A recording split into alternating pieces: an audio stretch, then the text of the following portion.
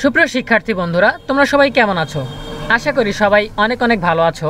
তোমরা যারা 2024 সালের অর্থাৎ আগামী বছরের এসএসসি ও সমমান পরীক্ষায় অংশগ্রহণ করবে, তোমাদের জন্য আমাদের আজকের এই ভিডিও।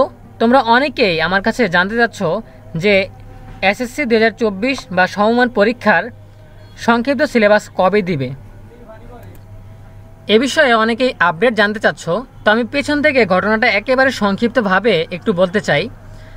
গত 28 জুলাই এসএসসি 2023-এর ফলাফল ঘোষণা করা হয়। সেই সম্মেলনে শিক্ষামন্ত্রী ডক্টর দীপুমণি বলেছিলেন যে 2024 সালের এসএসসি ও সমমান পরীক্ষা সংক্ষিপ্ত সিলেবাসে হবে। তাদের জন্য সংক্ষিপ্ত সিলেবাসের তৈরির কাজ চলছে। এক সপ্তাহের মধ্যেই নীতিমালা আসবে। তো এক সপ্তাহ নয়, প্রায় 12 দিন সময় পার হয়ে গেছে, এখন পর্যন্ত কোনো আপডেট জানানো হয়নি। তো শিক্ষামন্ত্রী যেহেতু নিজের মুখে বলেছিলেন যে এক সপ্তাহের মধ্যে নীতিমালা আসবে, তাই আমরা শিক্ষার্থীদের আপডেট দিয়েছিলাম যে এক সপ্তাহের মধ্যেই তোমাদের সংক্ষিপ্ত সিলেবাস নিয়ে আপডেট জানাবো। তো এক সপ্তাহ পার হয়ে গেল, কোনো আপডেট আসলো না। তখন আমরা একটু ধৈর্য ধরতে বললাম যে আগামী সপ্তাহেই এসে যাবে তোমাদের নীতিমালা। কারণ যেহেতু শিক্ষামন্ত্রী ডক্টর দীপুমণি নিজ মুখে এই কথা বলেছেন, তাই আমাদের ভরসা ছিল যে যাক, এই সপ্তাহে না হোক, আগামী সপ্তাহে অবশ্যই সংক্ষিপ্ত সিলেবাস নিয়ে কোনো ঘোষণা আসবে। তো আজকে মঙ্গলবার, আজকে এইচএসসি 2023 নিয়ে একটা সংবাদ সম্মেলন ছিল। তো আমরা আশা করেছিলাম যে এই সংবাদ সম্মেলনে কিছু একটা জানা যাবে, ঠিক আছে, অর্থাৎ এসএসসি 2024-এর সংক্ষিপ্ত সিলেবাস নিয়ে কোনো তথ্য আমরা পাবো। কিন্তু দুঃখের বিষয় হচ্ছে আমরা কোনো আপডেট পাইনি। এখন কথা হচ্ছে, আমরা কি শিক্ষার্থীদেরকে আরও কিছুক্ষণ বা আরও কিছু দিন অপেক্ষা করতে বলবো, নাকি শিক্ষার্থীদেরকে এটা সরাসরি বলে দিব যে তোমাদের সংক্ষিপ্ত সিলেবাস দিবে না? এই বিষয়গুলো নিয়ে আমরা আজকের ভিডিওতে বিস্তারিত কথা বলবো। ভিডিও শুরু করার আগে সবার কাছে ছোট্ট একটা রিকোয়েস্ট করছি, যারা এখনও আমাদের চ্যানেলটিকে সাবস্ক্রাইব করনি তারা এখনই সাবস্ক্রাইব করে রাখো, তাহলে পরবর্তীতে তোমাদের জন্য প্রয়োজনীয় সকল শিক্ষণীয় আপডেট সবার আগে পেয়ে যাবে। আর যারা অলরেডি সাবস্ক্রাইব করেছো, তোমাদের সবাইকে অসংখ্য ধন্যবাদ।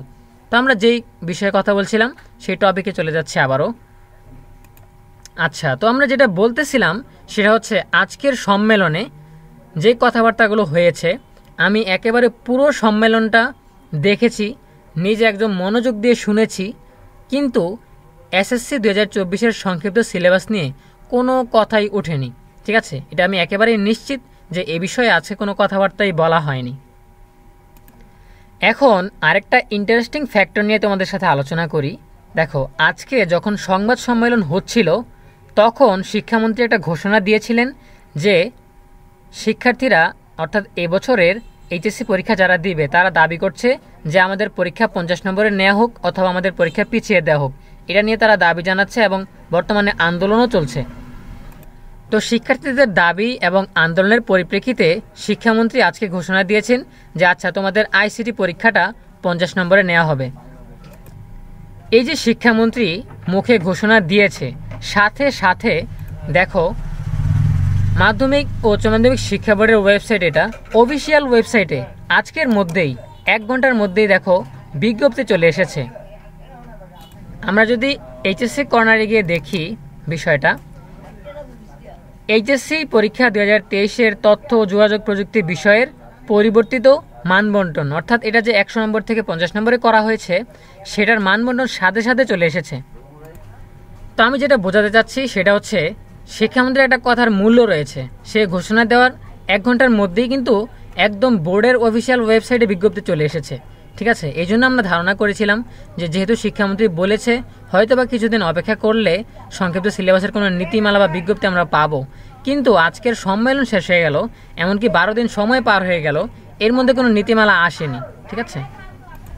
শুধু শিক্ষা বোর্ডের ওয়েবসাইটে কিন্তু না, শিক্ষা বোর্ডের ওয়েবসাইটের পাশাপাশি প্রত্যেকটা নিউজ চ্যানেল, ইউটিউব চ্যানেল বলেন কিংবা পত্রিকার ওয়েবসাইট বলেন, সবগুলা মিডিয়াতে এটা প্রচার করা হয়েছে যে এবারের এইচএসসি পরীক্ষা 2023-এর আইসিটি পরীক্ষা 50 নম্বরে হবে, ঠিক আছে? সাথে সাথে সেটা প্রচার করা হয়ে গেছে। কিন্তু যেদিন শিক্ষামন্ত্রী বলেছিল যে এসএসসি 2024-এর সংক্ষিপ্ত সিলেবাস তৈরি করা হচ্ছে, 1 সপ্তাহের মধ্যে নীতিমালা আসবে, ঠিক আছে, সেই নিউজটা কিন্তু হাতে গোনা কয়েকটা মিডিয়া ছাড়া বাকিরা কিন্তু প্রচার করেনি। বিশেষ করে এডুকেশনাল যেসব ওয়েবসাইট রয়েছে বা এডুকেশনাল যেসব নিউজ পেপারের ওয়েবসাইট সেগুলোতে কিন্তু এটা প্রচার করা হয়নি, ঠিক আছে। তো এর মধ্যে আমরা ফারাকটা বুঝতে পারছি, কোনো এডুকেশনাল প্ল্যাটফর্মেও এটা প্রকাশিত হয়নি, কোনো বোর্ডের ওয়েবসাইটেও এটা প্রকাশিত হয়নি। তার মানে আমরা ধরে নিতে পারি যে তোমাদের সংক্ষিপ্ত সিলেবাস দেওয়া হবে না। এখন যদি প্রশ্ন করো যে তাহলে কেন বলা হয়েছিল, এখন এটার দুইটা কারণ হতে পারে। হয়তোবা শিক্ষামন্ত্রী সাবকনশাসলি বা অবচেতন মনে অন্য কথা বলতে বলতে হঠাৎ করে অন্যমনস্ক হয়ে এই কথাটা বলে ফেলেছে, অথবা দেখা যায় যে শিক্ষামন্ত্রী অন্য কোনো একটা বিষয় বোঝাতে গিয়ে হয়তো এই লাইনগুলো বলেছেন, কিন্তু নিউজ মিডিয়াগুলো কাটছাট করে বিষয়টাকে অন্যভাবে প্রেজেন্ট করেছেন, ঠিক আছে। এই দুইটা ব্যাপারই হতে পারে, হয়তো নিউজ মিডিয়ার ভুল রয়েছে, অথবা শিক্ষামন্ত্রী হয়তো বা অবচেতন মনে কথাটা বলে ফেলেছেন, এজন্য এটা অনাকাঙ্ক্ষিত ব্যাপার হতে পারে। তো এই 12 দিন যাবৎ আমার কাছে প্রচুর কমেন্ট এসেছে, প্রচুর ইনবক্সে নক দিয়েছে যে ভাইয়া কবে দিবে কবে দিবে কবে দিবে। এখন দেখা যাচ্ছে যে শিক্ষার্থীদেরকে অপেক্ষা করাতে করাতে তারা মনোযোগ হতে পারছে না, তারা পড়াশোনাটা ঠিকমতো করতে পারছে না, কারণ তারা কনফিউশনে ভুগছে যে আমি কি এখন পড়বো, যদি সংক্ষিপ্ত সিলেবাস আসে, যদি কিছু কিছু অধ্যায় বাদ পড়ে যায় তখন আমার পড়ে কি হবে। এজন্য তারা পড়াশোনায় মনোযোগ দিতে পারছে না। তাই আমার কাছে মনে হয় যেহেতু আছে একটা সংবাদ সম্মেলন চলে গেল, এই বিষয়ে কোনো সিদ্ধান্ত আসলো না, এই বিষয়ে কোনো কথাই উঠলো না, তার মানে আমরা ধরে নিতে পারি যে তোমাদের সংক্ষিপ্ত সিলেবাস আসবে না। কোনো অনাকাঙ্ক্ষিত কারণবশত বা ভুলবশত এটা তিনি বলে ফেলেছেন এবং মিডিয়াগুলো সেটা প্রচার করেছে, কিছু কিছু মিডিয়া। তাই আমাদের মনে হয় যে সংক্ষিপ্ত সিলেবাস দিবে না। তাই আমি শিক্ষার্থীদেরকে আহ্বান করব যে দেখো, গত মাসের 10 তারিখে তোমাদের জন্য নীতিমালা এসেছিল যে এসএসসি 2024 পূর্ণাঙ্গ পাঠ্যসূচি অনুযায়ী অনুষ্ঠিত হবে, ঠিক আছে। তোমাদের সকল বিষয়ই পরীক্ষা হবে, পূর্ণ সময়ে পূর্ণ নম্বরই হবে এবং তোমাদের পরীক্ষাটা হবে ফেব্রুয়ারি মাসের প্রথম সপ্তাহে। আমি সবাইকে আহ্বান জানাবো, সকল শিক্ষার্থীদেরকে, যে তোমরা এই নোটিশ অনুযায়ী, এই বিজ্ঞপ্তি অনুযায়ী তোমাদের প্রস্তুতি চালিয়ে যাও।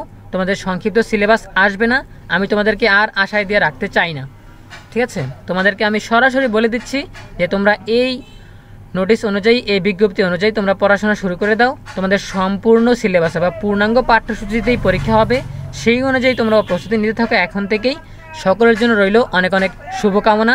আরেকটা বিষয় বলতে চাই যে আমাকে কেউ ভুল বুঝবে না। অনেকের মনে হতে পারে যে অ্যাটেনশন পাওয়ার জন্য কিংবা ভিউজ পাওয়ার জন্য কিংবা সাবস্ক্রাইবারের জন্য আমি ভুল নিউজ প্রচার করেছি।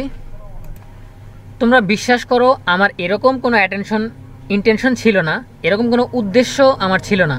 কারণ দেখো, শিক্ষার্থীদের জন্য সংক্ষিপ্ত সিলেবাস খুবই প্রয়োজনীয় একটা বিষয়। কারণ আমি কমেন্ট থেকে, ইনবক্সের নক থেকে যে আগ্রহটা দেখেছি, তাদের জন্য সংক্ষিপ্ত সিলেবাসটা খুবই গুরুত্বপূর্ণ একটা বিষয়। তাই আমার মনে হয়েছে যদি আমি এই আপডেটটা সবার সাথে শেয়ার করি তাহলে শিক্ষার্থীরা খুশি হবে, তারা খুশি মনে পড়াশোনাটা চালিয়ে যেতে পারবে, ঠিক আছে। তাদের নতুন করে একটা উৎসাহ তৈরি হবে মনের মধ্যে। এই জন্য আমি আপডেটটা শেয়ার করেছি, কারণ শিক্ষামন্ত্রী ডক্টর দীপুমণি নিজ মুখে যেহেতু বলেছে, তাই এটা ভিত্তিহীন হতে পারে না, ঠিক আছে। আমি আজগুবি কোনো তথ্য তোমাদেরকে জানাইনি, ঠিক আছে। সেটার রেফারেন্স, সেটার সোর্স কিন্তু আমি দেখিয়েছিলাম, স্ক্রিনে একদম দেখা গিয়েছে যে তিনি কথাটা বলছেন এবং কোন চ্যানেলে কোন টাইটেলে এটা প্রচার করা হয়েছে সেটাও কিন্তু সবাই দেখেছো তোমরা, ঠিক আছে। তাই আমাকে কেউ ভুল বুঝবে না। সবাইকে অনুরোধ করব, ইএনইউবির পাশে থাকবে সবসময়। আমরা একদম নিশ্চিত তথ্যটাই সবার সাথে শেয়ার করার চেষ্টা করি, এতে আমাদের কোনো বাজে ইন্টেনশন বা বাজে উদ্দেশ্য থাকে না, ঠিক আছে। তো তোমাদের আশা ভাঙানোর জন্য এবং বিষয়গুলোকে বিস্তারিতভাবে বর্ণনা করার জন্য আমি অনেকক্ষণ সময় নিয়েছি। এতক্ষণ ধরে সাথে থাকার জন্য সবাইকে অসংখ্য ধন্যবাদ। আমি সবার প্রতি অনেক অনেক কৃতজ্ঞতা প্রকাশ করছি। তোমাদের জন্য অনেক অনেক শুভকামনা রইল। ভবিষ্যতে আমরা যদি কোনো সময় আপডেট পাই তোমাদের জন্য সুখময় বা তোমাদের জন্য কোনো সুখবর পাই, অবশ্যই আমরা সবার সাথে সবার আগে শেয়ার করব, ঠিক আছে। তো দেখা হবে পরবর্তী কোনো আপডেট নিয়ে নতুন কোনো ভিডিওতে। সেই পর্যন্ত সবাই ভালো থাকবে, সুস্থ থাকবে, সেই কামনায় আজকের মতো এখানেই শেষ করছি। সকলের জন্য রইল অনেক অনেক শুভকামনা। ধন্যবাদ সবাইকে।